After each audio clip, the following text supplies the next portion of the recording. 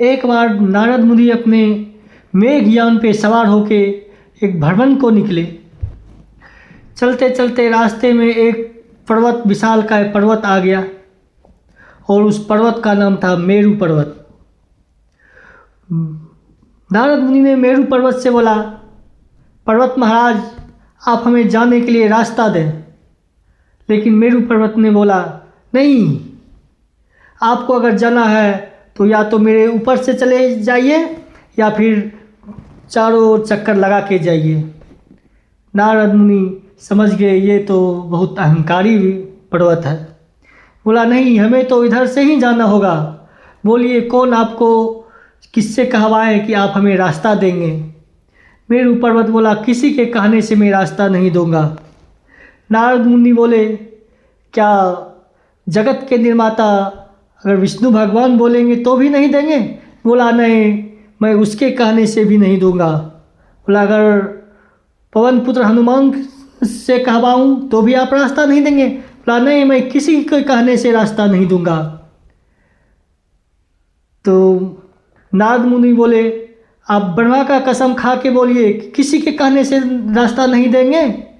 मेरू पर्वत बोला, हाँ, मैं ब्रह्मा जी का कसम खा के कहता हूँ, किसी के कहने से रास्ता नहीं दूंगा। बोला, पवन देव के कहने से भी नहीं? बोला, नहीं, मैं किसी के कहने से नहीं। इस बार नारद मुनि मुस्कुराए तो मेरू पर्वत समझ गए कोई चाल चल गया। दरअसल पवन देव पूरे पर्वतों का राजा होते हैं। अगर कोई अपने राजा की बात न माने तो वो तो बहुत अनर्थ की बात है। बोला, ठीक है। उसमें नारद मुनि अपने चल दिए और वो पवन देव के पास पहुँचे। बातों ही बातों में उसने पवन देव से बोला कि मैं आ रहा था, रास्ते में मेरू पर्वत मिल गया, मैंने आपका जिक्र किया कि मैं पवन देव से मिलने जा रहा हूँ, मुझे रास्ता दीजिए। लेकिन उन्होंने साफ मना कर दिया। बोला, कोई भी आ जाए, मैं किसी के कहने से भी रास्ता नहीं दूंगा। इस बात पे पवन देव क्रोधित हो गए। उन्होंने गुस्से में मेरू पर्वत की ओर बढ़े और बोला, आज मैं उस मेरू पर्वत को उखाड़ कर फेंक दूंगा। और वो बहुत तेज वेग के साथ मेरू पर्वत की तरह सामने बहने लगे। मेरू पर्वत भी उसका सामना डटकर करने लगा।